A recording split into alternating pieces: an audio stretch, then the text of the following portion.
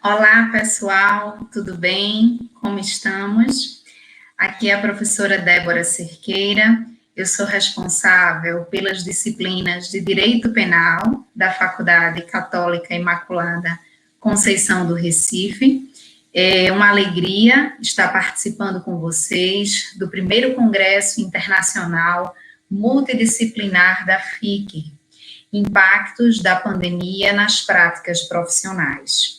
Então, gente, nós estamos vivendo, né, um momento crítico, um momento muito difícil, né, um momento de pandemia internacional, e nós precisamos, né, unirmos, né, cada um nas suas casas, para que a gente consiga, né, superar, né, todas as dificuldades e enfrentar os problemas, né, que estão aí juntos ao Covid-19.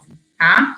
E como sou responsável, né, pelas disciplinas de direito penal na FIC, eu fiquei responsável exatamente para falar desses impactos, né, deixados pela pandemia e quais os diferenciais, né, que os profissionais da área, mais especificamente da área penal, né, deverão ter, né, que atuar no sentido de, né, se reinventar para se ajustar às realidades deste momento e dos momentos futuros, né? Porque todos nós sairemos, né, como pessoas diferentes após essa pandemia.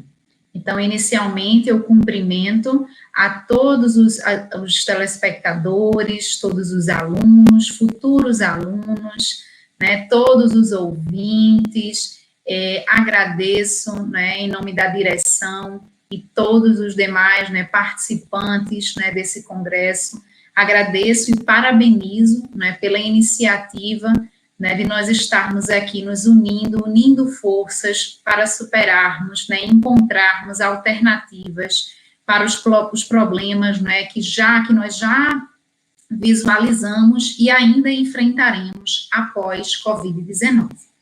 Bem, gente, a quarentena, ela terá seu fim, mas os ensinamentos, né, sobre essa pandemia ficarão enraizados por muito tempo, podendo, né, ser um divisor na maneira de como os negócios eram geridos até aqui e como eles passarão a ser geridos daqui em diante.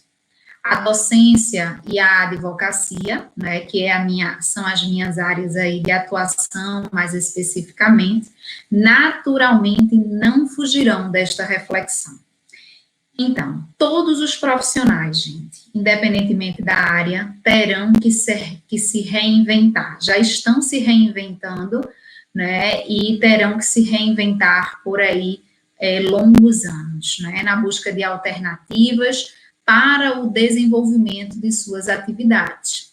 A tecnologia, né, tem um papel fundamental aí como instrumento que irá aproximar, né, que irá unir o advogado do seu cliente, o professor do seu aluno e etc. aí nas demais profissões.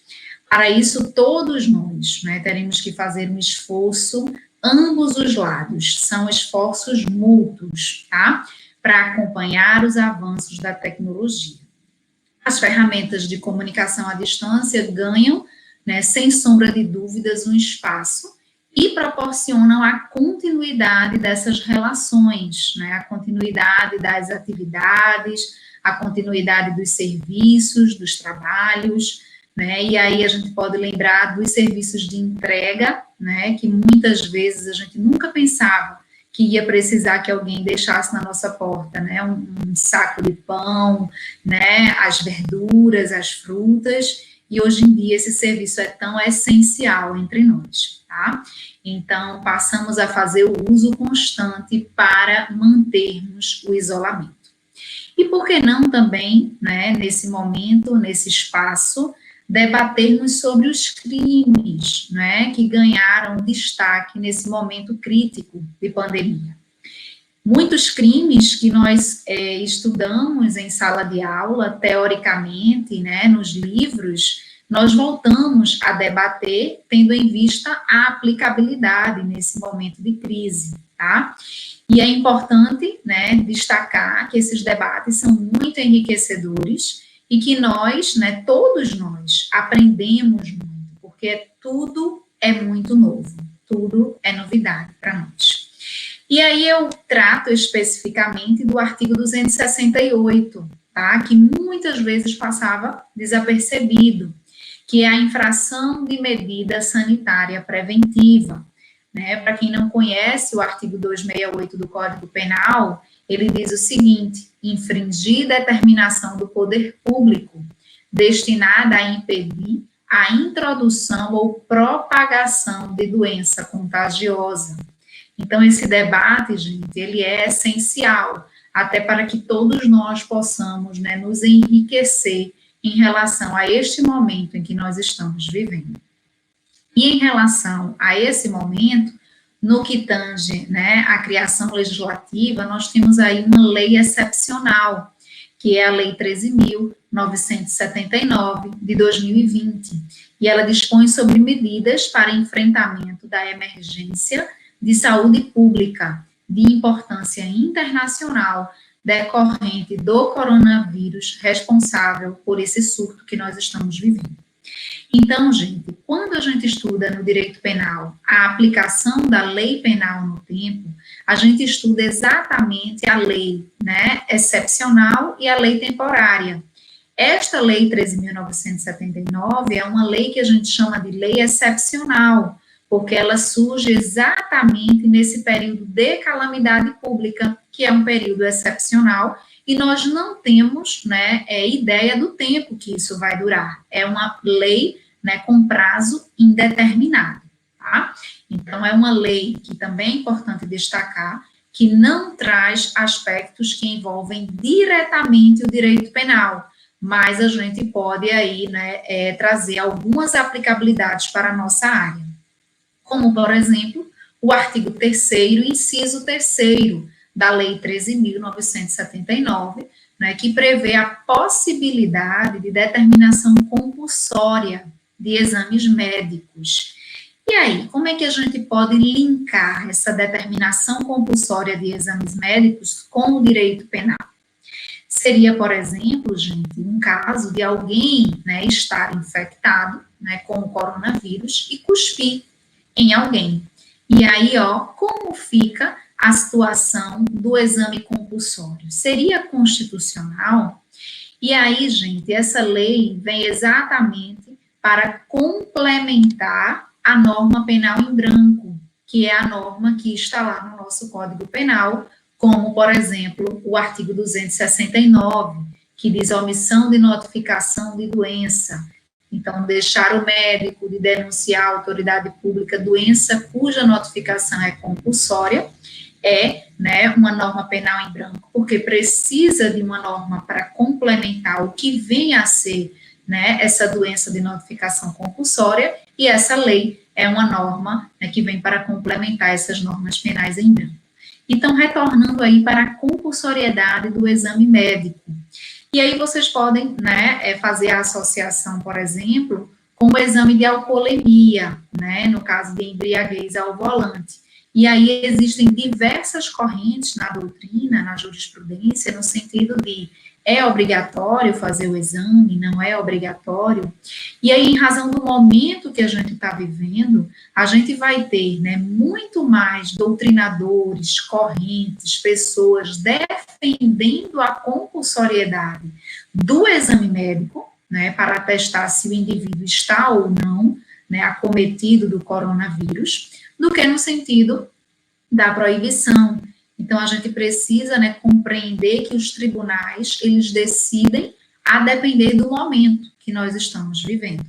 Então, a gente vive, né, em uma constante preocupação, uma constante solidariedade, não é, com o outro, com o próximo. Nós estamos vivendo um fardo, e é um fardo que a gente entende que todos nós precisamos carregar.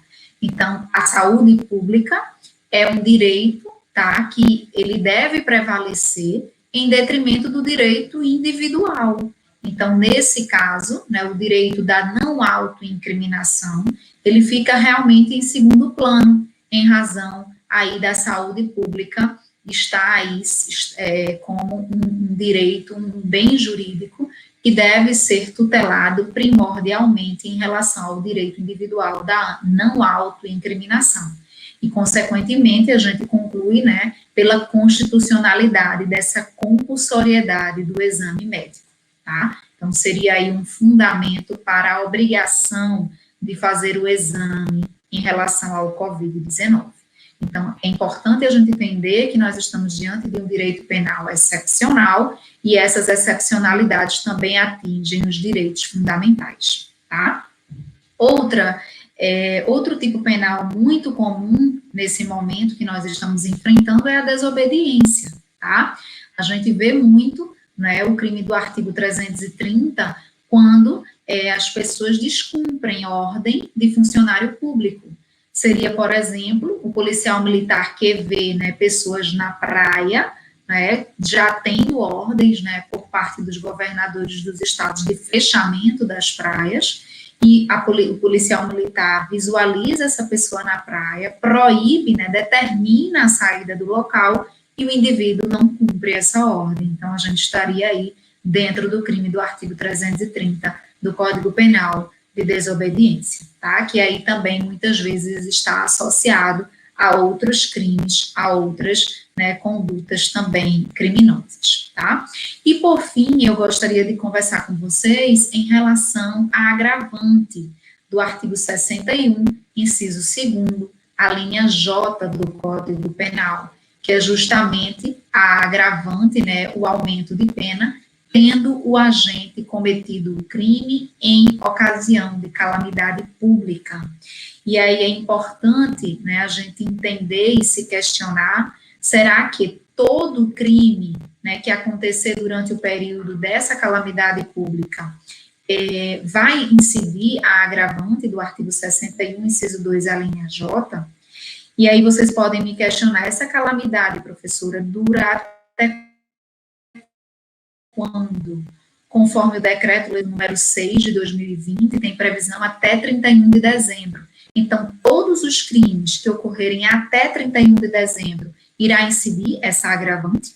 E aí, é importante a gente fazer, né, essa avaliação no sentido de que, né, para a minha interpretação, só irá incidir essa agravante se o indivíduo se utiliza da facilidade, né, em virtude da pandemia.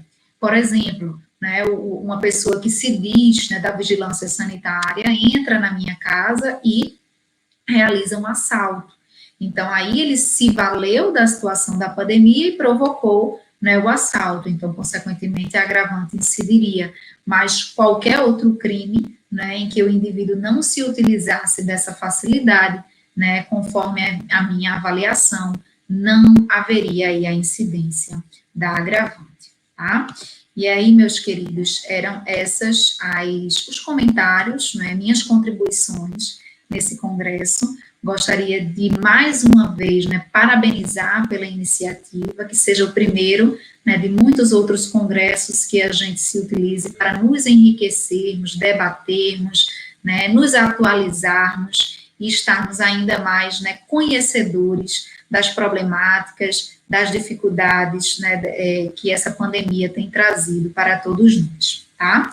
E aí eu deixo para vocês uma mensagem de perseverança, né, de esperança, que nós, né, usemos este momento tão difícil, né, como uma escada, né, para alcançar uma nova visão sobre o mundo, sobre as pessoas, sobre o nosso papel na construção do amanhã que sonhamos, e sem dúvidas este será o maior legado que nós produziremos para a história.